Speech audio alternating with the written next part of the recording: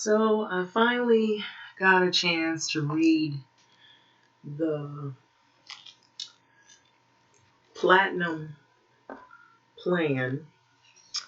Um, well, let me just get into this article and then I will go into detail about this plan that is basically uh, orchestrated with Ice Cube and Trump's team. So Ice Cube explains why he worked with the Donald Trump's team but draws pushback in the heat of 2020 presidential race. So this is by Ted Johnson. This is my part two of this. I did one video, and this was previously before I actually had the opportunity to read the plan. Now, um, let's get into this article. So when a senior advisor to Donald Trump's presidential campaign thanked Ice Cube for working with the White House on a plan for Black America, it immediately triggered questions of who Ice Cube was supporting in 2020. So right away, this article gets into who actually helped him orchestrate this whole plan. So Ice Cube explained shortly afterward on Twitter that he was contacted by both parties about the contract with Black America. So I've called it, without incorporating the Trump team, I said it was the Black American contract. So, which it features an array of policy proposals, okay, including a judicial reform, lending reform, and an FCC licensing. Okay, so both parties contacted me, he wrote. The Dems said, well, we'll address the CWBA after the election. So Trump campaign made some adjustments to their plan after talking to us about the CWBA. Okay, so responding to criticism that he was now working for the dark side, Ice Cube wrote in his Twitter account, every side is a dark side for us in America, and they're all the same until something changes for us. And they all lie and they all cheat, but we can't afford not to negotiate with whomever is in power, or our condition in this country will never change. Our justice is bipartisan. Okay, so that's basically what he said here in the tweet, and I basically read it out. And so you can see a commenter saying that my hip hop hero at Ice Cube is working with the dark side. I haven't felt this low since Kobe passed. Heartbreaking, Ice Cube. I'm not sure you understand how much we value your voice. And when we see you jumping the shark, it kills us. Okay. Especially in 2020. And so the swift reaction, and there were many reactions from different Twitter fans of Ice Cube. The swift reaction to Ice Cube's work with Trump's team came after Katrina Pearson, right away, she basically revealed that she is the senior advisor to the Trump campaign. She thanked Ice Cube in a Twitter shout out at Ice Cube for his willingness to step up and work with the real Donald Trump administration.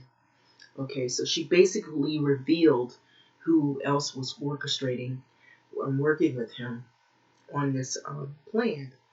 So it's to help develop what is called the hashtag Platinum Plan. Leaders gonna lead, haters gonna hate. Thank you for leading. Among other things, the Platinum Plan calls for increasing access to capital. Okay, so that's basically what Katrina Pearson, who is, it says that she is a senior advisor. So I had to look that up because I saw where she had left her, basically left her comment to Ice Cube, and it said what her position is in that whole occupation. So, in the heat of one of the most polarized presidential election campaigns, and boy, it is, and I have to add that this election this year is so important and so dangerous. Let me add that in there, that it has gotten to the point to where in 3 counties there have been different locations: Orange County, Fresno, um, Los Angeles County, Fresno counties, where ballot boxes are placed, and they're not official ballot boxes, they're unofficial ballot boxes, and they have like a piece of paper and some tape saying it's official, but it isn't. However, the legitimate ballot boxes are brightly colored, and they have the seal of the city on there, or they have whatever your city is, la.vote, or it'll say if you're tampering with this box, blah blah blah. I've made some videos about that. So recently, Republicans in California, there have been a group, and I'm not saying all Republicans, but there have been some Republicans. I would say maybe some radical Republicans, and a few that have been orchestrating this fake ballot boxes that they've been planting in gas stations, gun shops, and churches, and some various locations, and they're not listed on your mailings that you get when you have your mail-in um, ballot. However, in Fresno, they had a little listing, but it was illegal, and someone, I don't know who was over that, had put that there, and then all of a sudden that listing had vanished, and it was trying to direct people to go to these unofficial ballot boxes to place their ballots in there. And so this is definitely, I have to say, in the heat of one of the most polarized, it really is, it's polarized. And I want to warn you that the lines are really long, so you might want to take advantage of, for 2 reasons: the COVID, the lines are really long, and there may be violence um, along with this year's voting, standing out there in those long lines, and then people trying to persuade you to vote for different individuals. This has gotten to the point to where people are aggressive with the voting, even in 2016, um, after Trump, or even before he was going to get elected. At that time, people were hurting one another, hurting other people if you didn't vote for a particular party. And so this, I would think, is probably going to be about the same, but even there might be more added on, more theatrics, violent theatrics that may be added on to it, since they've become emboldened, these individuals, to place these fake ballot boxes in various locations. So I want to forewarn you. And so now you have the Black community who is looking at this, and they're reading, they're more literate now on what is going on. It's more polarized at how serious this voting is, because you want to know who's going to be leader of the free world and what policies are going to be made, because now people see how these things affect them in their community. And especially now that we've got COVID, and all these things are starting to come to fruition. You have the high the crime rates are starting to go up, because for the simple matter of fact, you have a high unemployment, and then you also have all of these series of shootings. And I'm here in South LA, There was a shooting just, I think, early this morning where it was a police involved shooting and a man was killed.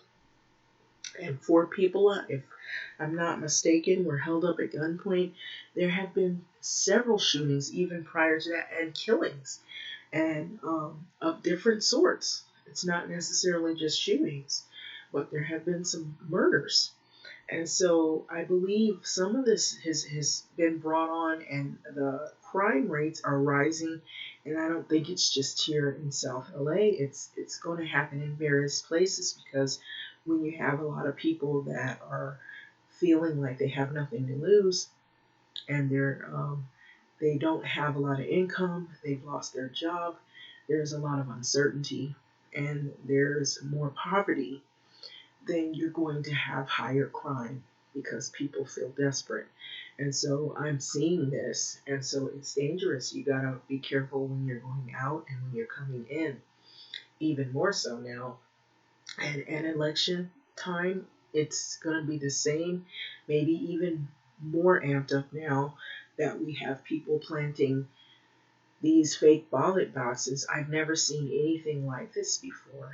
And so I just want to forewarn you. I know I got off this article, but Ice Cube is a really talented hip hop artist.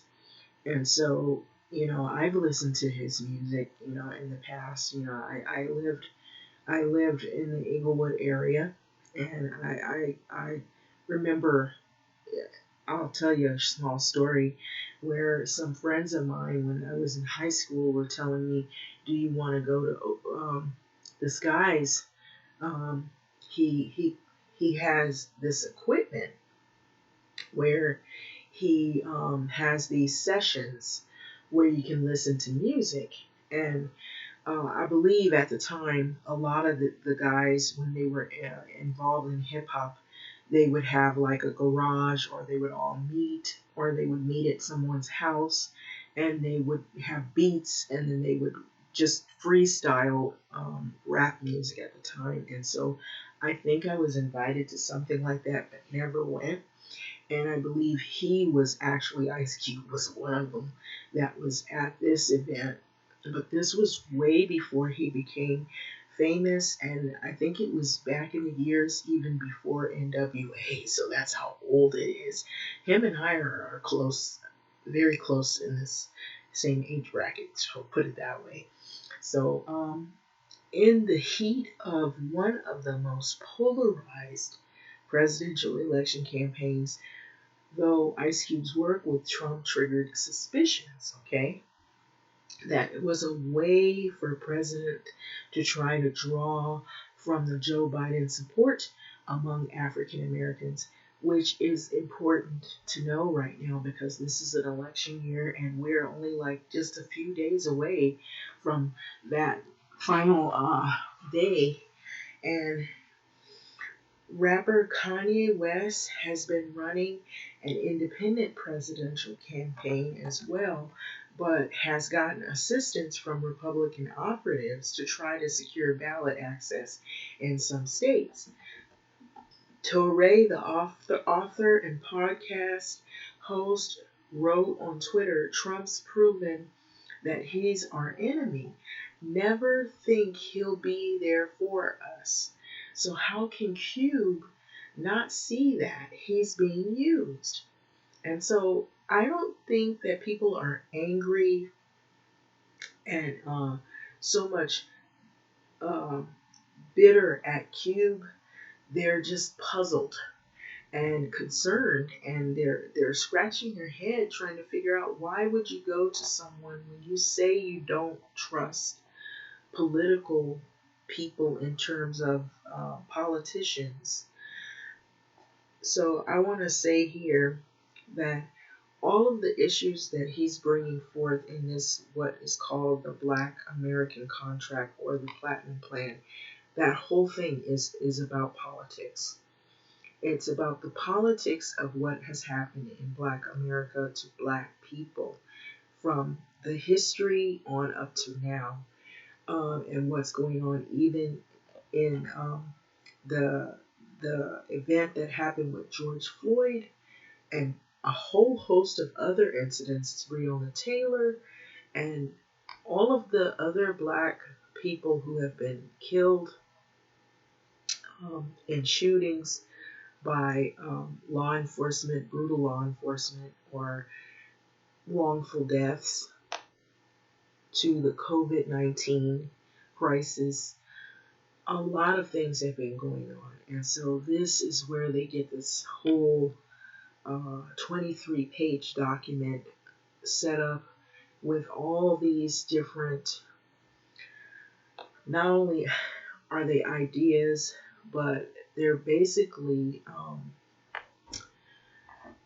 pretty much laying out all of the different issues that are important topics, and but not all of the issues I think are altogether placed in there correctly as I would think they should be. So what I wanted to add to that is that when they organized this whole thing, when Ice Cube started talking about it, he made it seem as though that it was this black American contract and he didn't come out. He wasn't transparent about whom he was working with in the beginning. And so once it was revealed, I guess on Twitter, when the woman that we see above here, Katrina Pearson, had came out. She's the senior advisor to Trump's administration campaign. That's when people started to say, what? So that's, I believe, where they call it the Trump Platinum Plan. And so that was that more fitting name for it. It wasn't the Black American contract. It would have been more without Trump and without Trump supporters and pundits. But when they learned on Twitter that he was in fact, in talks with those people and those individuals, I feel like Ice Cube was thinking, okay, I was in talks with many people. I was in talks with Democrats. I was in talks with Republicans, but the Republicans were more willing to sit down and work out a plan. And that's what, I'm playing devil's advocate here. So I think where the breakdown is for most people is, why would you say you didn't really have a lot of trust in people that are, their main priority is politics when it comes to mainstream media and the mudslinging that we hear in terms of electoral politics. But you are talking to people who are about that, and we're in an election year, 2020, and we're just days away from this polarizing election. And here, all of a sudden, here you have a man who he had a 4-year run, and you had nobody talking about this type of contract.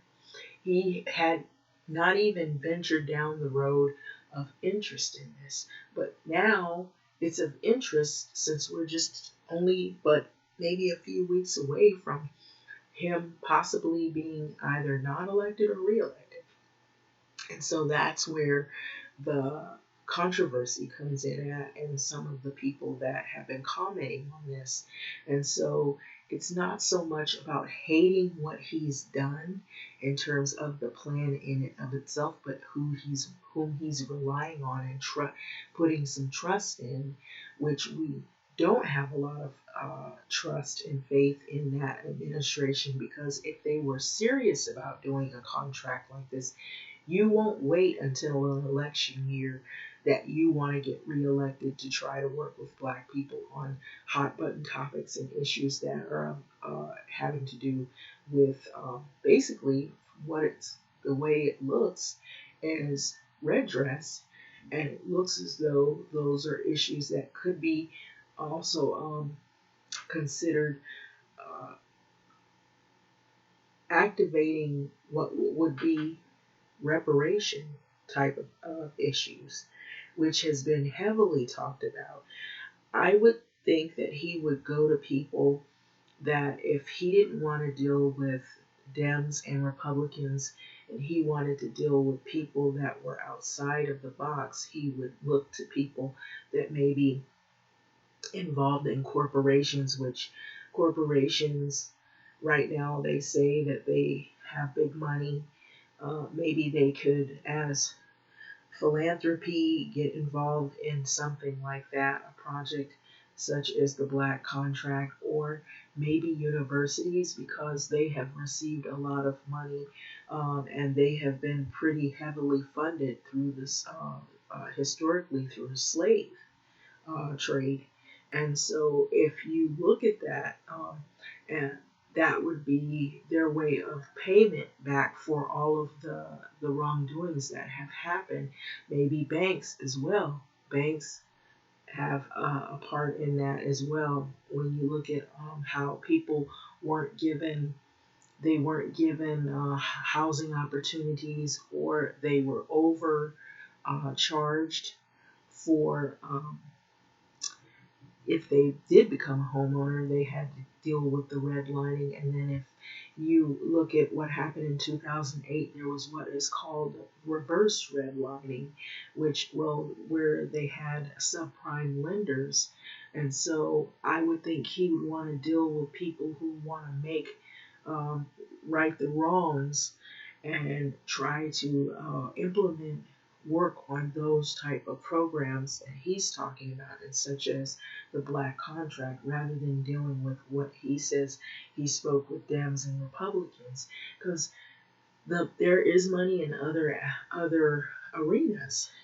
So this right here, it also mentioned how a rapper Kanye West has been running an independent campaign. He's actually, I seen him on the ticket, but his is not as, I haven't really seen him do a lot of campaigning, except maybe a couple of times he showed himself, but it wasn't as much as you see Donald Trump and Biden and some of the other people. I have not really seen them do too much airtime on mainstream television for campaign ads and whatnot.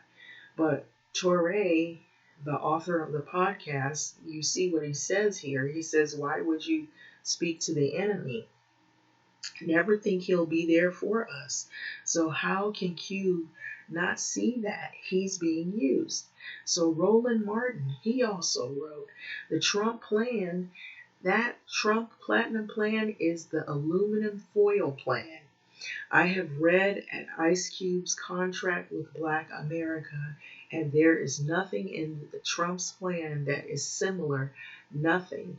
And I read it. I read it this morning, the whole thing from page 1 to page 23.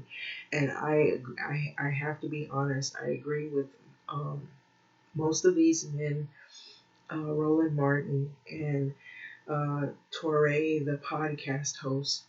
I have to agree with what their comments are, that I don't really feel like these people in the Trump administration are really genuine, and that they are using Ice Cube. It isn't Ice Cube that isn't genuine.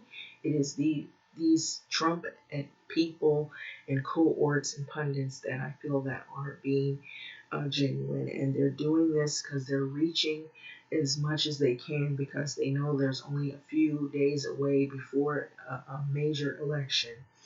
And so they're trying to do everything they can in their power to get Trump reelected. And that's pretty much how I see it. So Ice Cube in August of 2016 made it clear that he would not endorse Trump that year. But I will never endorse that mofo. I'll say it like that. And so it didn't really say the whole full word, so I'll say it like that. So like Donald Trump ever, he wrote. And so it looks like he tries to stay away from having to actually vote for some of these individuals. Maybe he's more independent, but who knows, by him saying he's open to working with that administration, maybe he's thinking he's doing something right by helping. he's trying to get anybody who's willing to help. But here's my question: if he loses this election, is he still going to be willing to help? Is this something that they want to do genuinely because they really want to help, and it doesn't involve trying to steer black people into voting for them? Or is this something they're doing because they have another agenda that Ice Cube is unaware of? So that's what I'm saying. So Jeff Quatinitz, Ice Cube's business partner, and I may not have said the last name correctly, so I'm sorry for that, said that in an email that the entertainer has not endorsed Trump, but he wants the country to address 450 years of black oppression and will talk to anyone who is in a position to help. And so Kowetzinitz, former business associate at the firm, was Steve Bannon. Okay, he was the former chief strategist for President Donald Trump. But Kowetzinitz said that it was certainly insulting to even ask if Bannon was somehow involved in coordinating Ice Cube's work with Trump. Okay, so in a video posted several days ago, Ice Cube said, "No president has done right by us, so I don't trust none of them. And so putting our hopes and dreams behind any of them just don't work. So we got to make them do what we want to do. And there is only a few ways to do that." So he said that Republicans move the agenda a lot because of what we said.